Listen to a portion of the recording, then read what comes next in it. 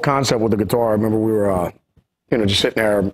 I've just been checking out other guitars, like in Vintage Guitar magazine, you know, where, I mean, it's like Toys R Us, you know, guitar players. But the whole thing is, I'll be thumbing through that I get it every month. So it's just like, just thumbing through that and just checking out cool gear or anything you want to get. So it's just like, you know, just like all the, you know, the Phantoms, the Vox guitars, like all, you know, these butt ugly guitars that they made in like the late 50s and 60s and stuff like that. And it's just like even any of the early Gills and all the, I mean, just like, you know, just they're cool guitars.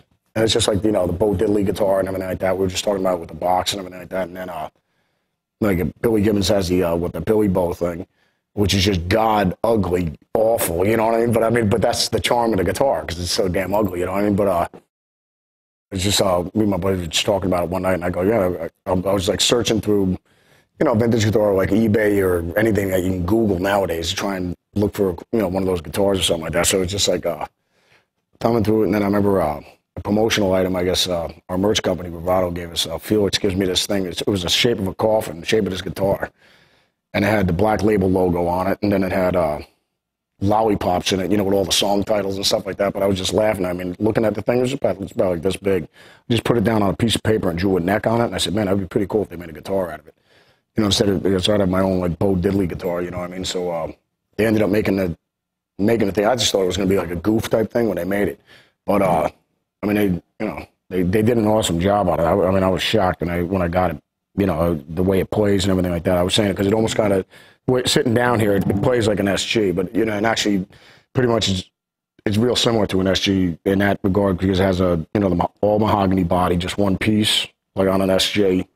But the neck has the, like on my Les Pauls, but the neck's more streamlined, kind of like an SG or like a 1960s, like a classic neck on a Les Paul.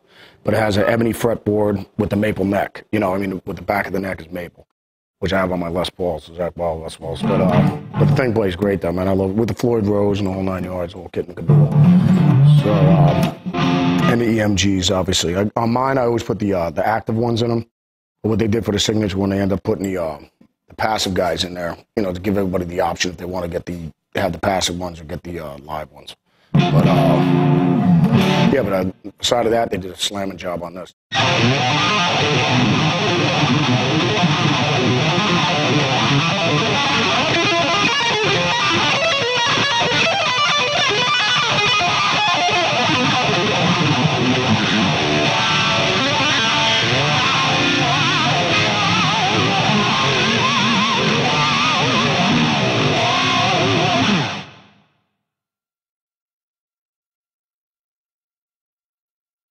No, I feel great, man. It's just, it's pretty crazy. I had the blood clots and everything like that. So, just basically he said I got it from traveling. Because I asked, I go, is it booze related at all or anything like that? And they said, if anything, that like thins your blood. So, you know, I had to tell the warden, I go to Barbara and I go, well, you know, you see, alcohol is good for something. She goes, no, you're dreaming, buddy. That's enough out of that, jackass.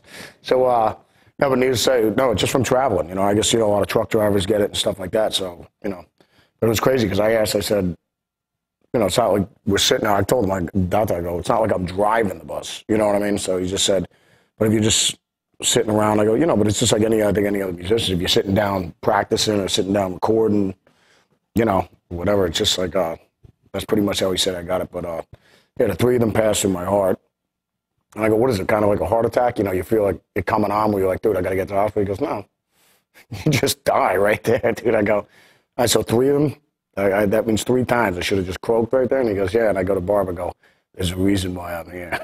I'm going to torture you, woman, for the rest of your life. Still a love story, though, at the end of the day. She knows it. But anyways, no, everything's cool, though, aside of that, you know. But that's why we're getting ready to do this show on Halloween. The rest of the New York chapter, and then after that, you know, obviously doing promotion with the new Graveyard Disciple guitar. So that's about it. And then the new, you know, all the new stuff that Gibson's making, the BFGs. Have you tried those things yet?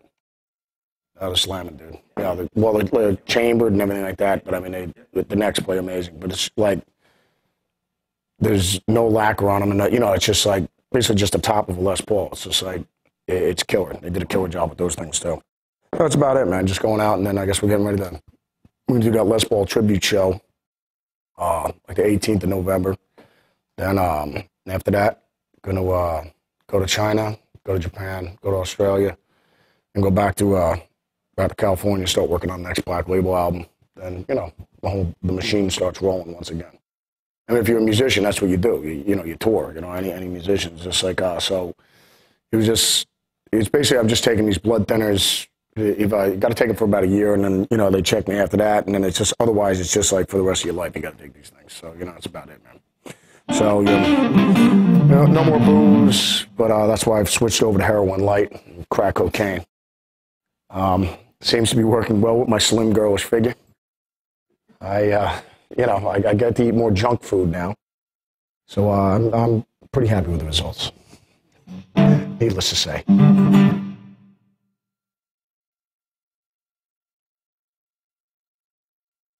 When all the Pantera stuff came out, everybody was like, "Oh, dude, man, this band's insane." You know what I mean? But it's just like, checking it out all the time. When we were doing Pride and Glory, I remember Brian would always be working out to it. You know what I mean? The Pantera was like, Dime just shredding all over the place. But it's just like, I think we were doing a P&G gig in Donington, like 93 or something like that, 94 or whatever, and then with Pride and Glory. And that's when I finally met Dime. So, we stayed and watched the P&G set, and then we stayed and watched Pantera whoop some ass. And then, so ever since then, we were hanging out, talking all the time and everything like that. But, yeah, so, you guys all know how insane Dime was. It was always a good time whenever Dime was around. So, no, it was about it. And then like you said, we'd exchange guitars. I'd hook him up with the Camel Les Pauls or whatever. He'd hook me up when he was with, Washburn. He'd hook me up some of his fiddles over there, and then he got me I remember because he was so psyched with the Dean thing when he got when he was doing the Razorbacks and everything like that. So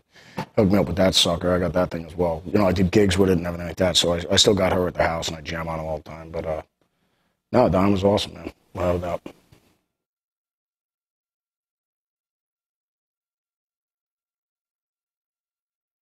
What year birthday is this one coming up? 30. Oh, it's 30, man. Wow. Because I was just reading one of the other magazines when it came out with Eddie on the cover, right? Father Van Halen on the cover, man. You know what I mean? So, 30th birthday. Wow. Well, you're gaining on me. 42. Well, Guitar World, happy birthday, man. God bless. Cheers.